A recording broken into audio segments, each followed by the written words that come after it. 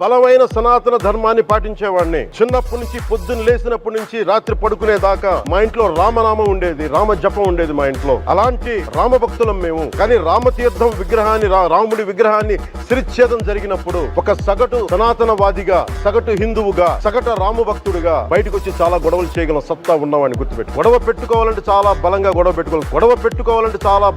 పెట్టుకోవాలి. నాకు అర్థం కాని విషయం ఏంటంటే పవన్ కళ్యాణ్ గారు బయటకు వచ్చి గొడవలు చేసే ధైర్యం ఉంది, దమ్ము ఉంది, దగ్గు ఉంది, ఆయాసం ఉందని చెప్తున్నారు కదా.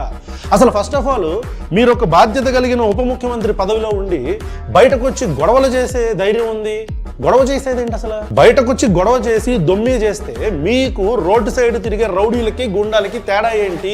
మీరు రాజ్యాంగాన్ని గౌరవించట్లేదా? మీరు రాజకీయ నాయకుడిగా ప్రజలకి సేవ చేద్దామని వచ్చారా? లేదంటే ఇట్లా ఇన్స్టిగేట్ చేసే మాటలు మాట్లాడి బయటకు వచ్చి గొడవ చేసే ధైర్యం ఉంది? ఎందుకు గొడవ? ఎందుకు? తప్పు జరిగిందని తెలిస్తే అలా పట్టుకొని చట్టపరంగా శిక్షలు విధించవచ్చుగా.